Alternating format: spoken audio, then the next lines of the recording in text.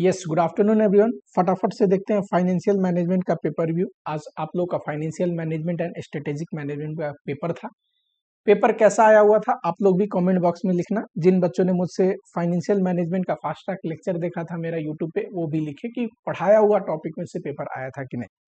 ठीक, दूसरी बात, मैंने सजेस्टेड सॉल्यूशन के बारे में अपडेट तो कर दिया था, पर फिर वापस से बता रहा हूँ आप लोगों को। आज हम सजेस्टेड सॉल्यूशन देखेंगे, पहले तो कॉस्टिंग का। ठीक है, 8 PM में आप लोगों को वीडियो प्रोवाइड हो जाएगा जिसमें सजेस्टेड सॉल्यूशन में डिस्कस करूंगा कॉस्ट अकाउंटिंग का। उसके बाद फाइनेंशियल मैनेजमेंट का भी आएगा। तो यहाँ पे सजेस्टेड सॉल्यूशन नहीं देख रहे हैं, यहाँ पे फटाफट से पेपर का रिव्यू कर रहे हैं, कैसा पेपर आया था, कहाँ से क्या चीज ब्रेक होनी चाहिए थी। ठीक है, क्वेश्चन नंबर 1 के ए में रेशियो का क्वेश्चन था। क्वेश्चन आसान था, इजी क्वेश्चन था, कोई मुश्किल क्वेश्चन नहीं था। ठीक, अगर आप ध्यान से देखोगे तो लॉन्ग टर्म डेट दे रखा है, डेट इक्विटी रेशियो दे रखा है। ठीक, जब इक्विटी निकाल लोगे आप, शेयर होल्डर फंड पे रिटर्न दे रखा है तो इससे पैट आ जाएगा। टैक्स दे रखा है तो प्रॉफिट बिफोर टैक्स आ जाएगा। इंटरेस्ट जोड़ोगे पीबीआईटी आ जाएगा। पीबीआईटी को बच्चे क्या बोलते हैं? Operating profit. ऑपरेटिंग प्रॉफिट, बताओ ऑपरेटिंग रेशियो दे रखा है, ये क्या है? ऑपरेटिंग कॉस्ट सेल्स का कितना परसेंट है? ठीक, ये 85% है, तो बचा हुआ ऑपरेटिंग प्रॉफिट रेशियो सेल्स का कितना होगा? 15%। ये चीज आप लोग को मजे से यहाँ पे पढ़ा रखा था, ध्यान से देखना जरा। ऑपरेटिंग रेशियो कैसे होता है? Operating cost divide by sales into 100। इसी को कैसे लिख सकते हैं? Sales 100% minus operating profit ratio. अब हमें ऑपरेटिंग रेशियो अगर दे रखा हो क्वेश्चन में 85, तो ऑपरेटिंग प्रॉफिट रेशियो क्या हो जाएगा? 15। एंड ऑपरेटिंग प्रॉफिट तो आप निकालोगे स्टेटमेंट बना के, तो उससे सेल्स आ जाएगा। एक बार सेल्स आ गया तो चीजें ब्रेक हो जाएंगी इजिली। ठीक है, मुझे नहीं लगता ये ज्यादा मुश्किल लगा होगा आप लोग को, आसानी क्वेश्चन है। बस कहां से ब्रेक होगा ये आपको क्लिक करनी चाहिए, बात खत्म। सेकेंड क्वेश्चन है 5 मार्क्स का, ये भी क्वेश्चन है। एंड ये जो क्वेश्चन है ये है लिवरेज का क्वेश्चन। ठीक है, आपको निकालना क्या है? Degree of operating leverage, financial leverage, दो लेवल पे। एक तो आपको ओरिजिनल डेटा दे रखा है, सेल्स अगर 15% डिक्रीज करते हैं तो, या 20% डिक्रीज करते हैं। ठीक है तो यहाँ पे दो डेटा आप बनाओगे, एक तो 15% डिक्रीज हुआ तो क्या आएगा, और एक 20% डिक्रीज हुआ तो क्या आएगा। ध्यान देने वाली बात यह है कि सेलिंग प्राइस आपको सेम रखना है। ठीक है, सेलिंग प्राइस सेम रखना है, बस क्वांटिटी में चेंज आएगा। And other cost will remain same, यानी कि वेरिएबल कॉस्ट पर यूनिट भी सेम रखना है आपको। ठीक, वेरिएबल कॉस्ट पर यूनिट में कोई चेंजेस नहीं है। फिक्स कॉस्ट इन टोटालिटी, ये जो ऑपरेटिंग फिक्स कॉस्ट है ये भी सेम रहेगा, ये कहने का मतलब है। ठीक है, आराम से ये क्वेश्चन आसान था, इजीली बनने वाला था, इसमें कोई मुश्किल बात मुझे नहीं दिख रही है। ठीक है, बच्चों को हो सकता है पेपर थोड़ा लेंदी लगे, पर पेपर बहुत मुश्किल तो नहीं आया था जहां तक देख के लग रहा है। ये क्वेश्चन है फैक्टरिंग के ऊपर, बढ़िया क्वेश्चन है। ये क्वेश्चन थोड़ा ट्विस्ट एंड टर्न वाले थे, अच्छे क्वेश्चन थे। ये क्वेश्चन बोल सकता हूं कि बहुत सारे बच्चे को हो सकता है डिफिकल्ट लगा। ठीक, यहाँ पे देखो एवरेज कलेक्शन पीरियड दिया है और क्रेडिट पीरियड भी दे रखा है, कंफ्यूज करने के लिए दिया है आपको फिलहाल के लिए क्रेडिट पीरियड। ठीक जो आपके रिसीवेबल में कितना पैसा फंसा है उसके लिए एवरेज कलेक्शन पीरियड को आपको यूज करना है। ठीक है, यहाँ पे देखो एडमिनिस्ट्रेटिव कॉस्ट दे रखा है, उस पे बोला है 2/5 इज एवॉइडेबल। एवॉइडेबल का मतलब फैक्टरिंग करेंगे तो कितना कॉस्ट एवॉइड हो सकता है, यानी कि सेविंग इन एडमिनिस्ट्रेटिव कॉस्ट जब लिखेंगे तो सिर्फ एवॉइडेबल कॉस्ट ही सेविंग होगी, ये ध्यान रखना है आप लोग को। एक और बढ़िया बात दे रखा था, क्लास नोट्स में आपको पढ़ाया था, इससे रिलेटेड क्वेश्चन तो नहीं पूछ रहे थे, मैंने बोला भी था कि पास्ट में नहीं पूछा है, पर यहाँ पे दिया ये पॉइंट। क्या? Payment period guaranteed by factor is 45 days. बताओ, अभी आपका 70 डेज एवरेज कलेक्शन पीरियड है, फैक्टर आपके लिए 45 डेज में कलेक्शन कर देगा, तो decrease in debtor collection period हुआ है, इसकी वजह से सेविंग इन इंटरेस्ट आएगा। ठीक है, ये आपको ध्यान देना था, सेविंग इन इंटरेस्ट ये निकालनी थी आपको। ठीक, जो यूजुअली इंस्टीट्यूट की बुक में क्वेश्चन है उसमें ये पॉइंट नहीं दे रखा होता है, decrease in receivable collection period या फिर एवरेज कलेक्शन पीरियड, पर यहाँ पे दिया है। ये मैंने आपको पढ़ाया, सेविंग इन इंटरेस्ट कैसे निकालते, मजे से निकल गया होगा। ठीक, क्योंकि एवरेज कलेक्शन पीरियड कम होता है तो एवरेज रिसीवेबल कम होता है, एवरेज रिसीवेबल जितना से कम हुआ उतने पे तो इंटरेस्ट सेव होगा ना, ये चीज आपको कंसीडर करना है। ठीक है, पूछा गया है इफेक्टिव कॉस्ट ऑफ फैक्टरिंग, इतना अगर बच्चे को क्लिक किया तो बचा हुआ क्वेश्चन सिंपल है, मजे से बना देगा बच्चा। ठीक है, चलो, हाँ इस पॉइंट में बहुत सारे बच्चों को डिफिकल्ट लगा होगा कि ये क्या पूछ दिया, क्या करना था। नेक्स्ट, जो सेकंड क्वेश्चन का क्वेश्चन नंबर 1 है, ये 6 मार्क में पूछा है, और पूछा क्या है तो पूछा है कैलकुलेट द कॉस्ट ऑफ ये कॉस्ट ऑफ कैपिटल से आया है स्पेसिफिक कॉस्ट पे क्वेश्चन। और ये क्वेश्चन थोड़ा कंपेरेटिवली मैं बोलूंगा कि हाँ बच्चों को लेंदी लगा होगा, मे बी लेंदी दिख रहा है ये क्वेश्चन 6 मार्क के हिसाब से, तो डेफिनेटली ये क्वेश्चन लेंदी है। सबसे पहले यहाँ पे डिबेंचर के लिए, कन्वर्टिबल डिबेंचर के लिए दे रखा है, आपको ध्यान रखना है लेंदी क्यों बोल रहा हूँ। कन्वर्टिबल डिबेंचर में रिडीमेबल वैल्यू निकालते हैं तो दो चीज होता है, कैश ऑप्शन या फिर इक्विटी ऑप्शन।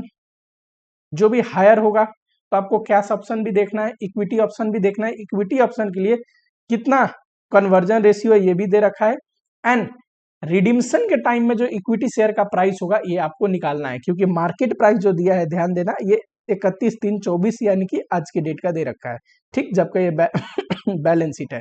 तो at the time of redemption आपको निकालना है, ग्रोथ रेट दे रखा है तो इजीली आप निकाल पाओगे, पर निकालना है आपको, ठीक है।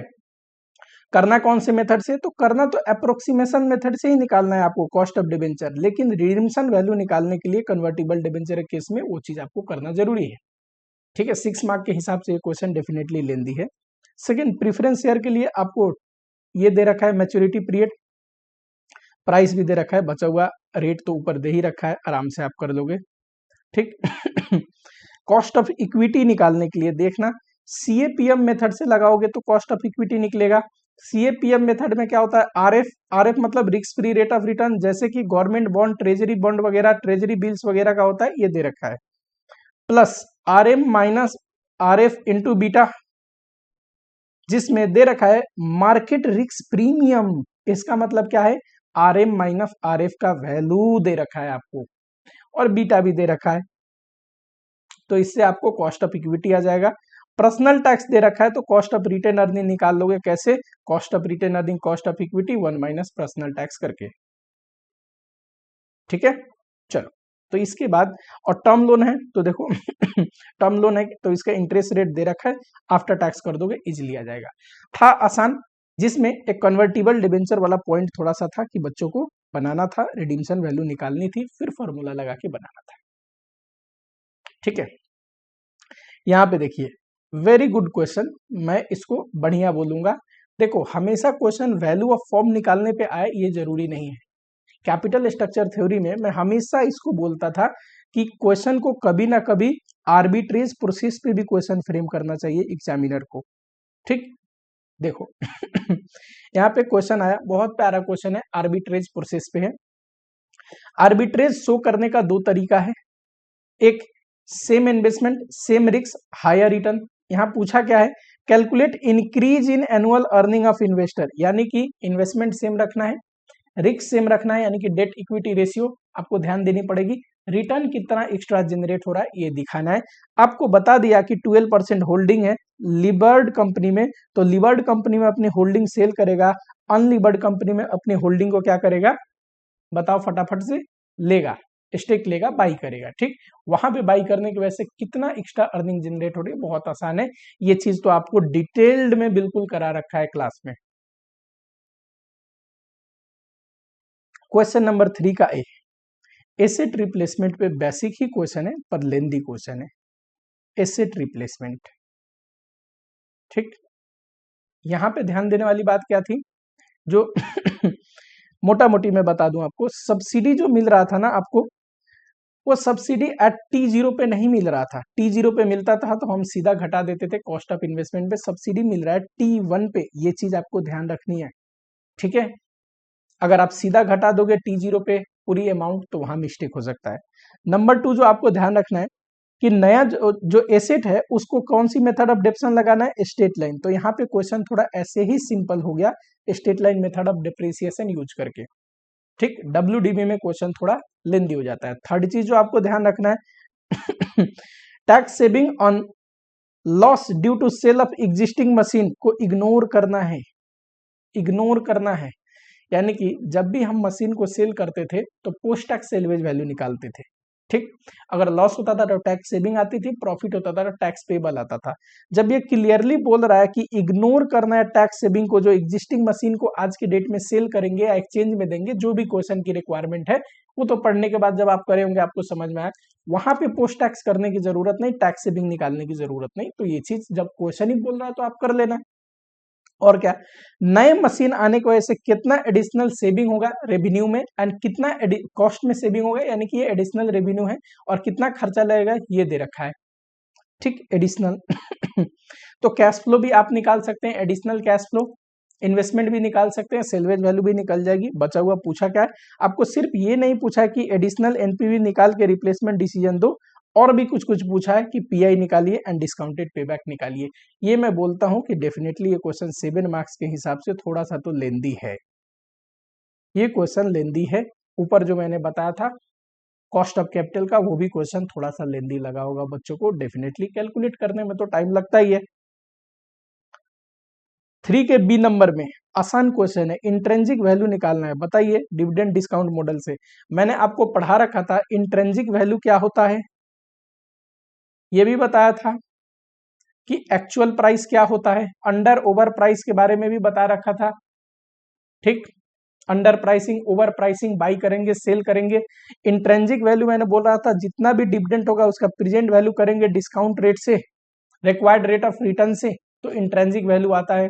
हमारे क्वेश्चन में 5 साल का डिविडेंड एक रेट से चेंज हो रहा था, उसके बाद परपेचुअल ग्रोथ रेट था आफ्टर 5 ईयर, यहाँ पे वो 2 साल दे रखा है, देखो ध्यान से 10% 2 ईयर, और उसके बाद परपेचुअल के लिए क्या हो जाएगा 8%। तो ये क्वेश्चन थोड़ा छोटा हो गया। D1 एंड D2 का प्रेजेंट वैल्यू निकालना है, P2 निकालना है, price after the end of second year, उसका फिर प्रेजेंट वैल्यू निकालना है। रेट दे रखा है प्रेजेंट वैल्यू निकालने के लिए 15%, और वो हो जाएगा आप लोगों के लिए क्या, बताइए बोलो फटाफट से, इंट्रेंसिक वैल्यू। ठीक है, 4 का ए में बोला है brief reason whether the following statement are true और फॉल्स, ट्रू और फॉल्स पूछा है। ये तो बढ़िया क्वेश्चन है, 4 पॉइंट है, 4। पहला पॉइंट तो वेल्थ मैक्सिमाइजेशन का है, वेल्थ मैक्सिमाइजेशन का मतलब क्या होता है, मैक्सिमाइजेशन ऑफ मार्केट प्राइस, ये ट्रू है। सेकेंड क्वेश्चन है, इंस्टीट्यूट को यहाँ पे तो नहीं पूछना चाहिए, देखो risk and return trade off के बारे में बोल रहा है, risk and return trade off के बारे में बोल रहा है। Risk and return trade off हम पढ़ते हैं, कहाँ पे पढ़ते हैं, ये पार्ट में है पोर्टफोलियो मैनेजमेंट के, पोर्टफोलियो मैनेजमेंट के सीए फाइनल में है। तो क्वेश्चन ये बहुत आसान, लेकिन प्रॉब्लम ये नहीं है कि आसान है कि मुश्किल, प्रॉब्लम ये है कि सिलेबस में है कि नहीं। ठीक, जब सिलेबस में ये डिस्कशन नहीं होगा तो ऑब्वियसली टीचर उतने डिस्कस नहीं करे होंगे, ये मैं दावे के साथ कह सकता हूँ। ठीक, पोर्टफोलियो मैनेजमेंट में ये पढ़ाया जाता है risk and return trade off.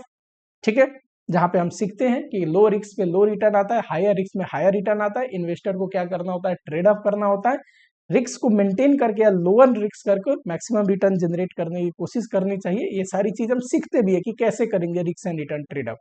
लेकिन यहाँ के लिए क्वेश्चन मैं बोलूंगा नया था। फाइनेंशियल डिट्रेस चैप्टर नंबर 1 के थ्योरी में है, पढ़ाया भी है फाइनेंशियल डिट्रेस।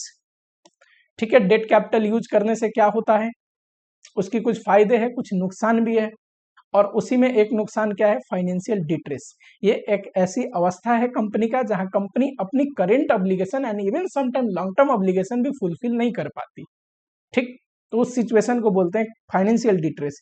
यहाँ बोल रहा है when the accounting profit of firm are sufficient to meet its long term obligation, गलत, इसको थोड़ी तो बोलते हैं फाइनेंशियल डिट्रेस।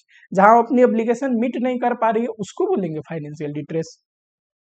एंजल इन्वेस्टर कौन होते हैं, देखो स्टार्टिंग में जो कंपनी होते हैं ना, स्टार्टअप वाले जिनमें कोई पैसा नहीं लगाता, बड़े रिस्की होते हैं, तो एंजल इन्वेस्टर पैसा लगाते हैं। जो स्टार्टिंग में पैसा लगाते हैं वो ऑनर्स लेते हैं, ऑनर्स इक्विटी लेते हैं, इक्विटी शेयर कैपिटल लेते हैं, उन्हीं को बोला जाता है एंजल इन्वेस्टर। ठीक,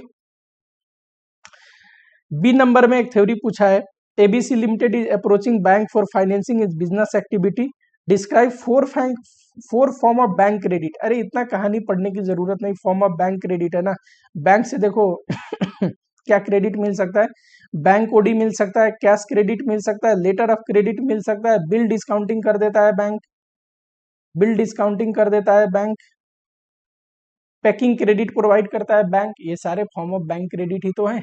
ठीक, तो मेरे हिसाब से क्वेश्चन थोड़ा कोई कोई लेंदी था पार्ट, वैसे क्वेश्चन मुश्किल बहुत नहीं थे।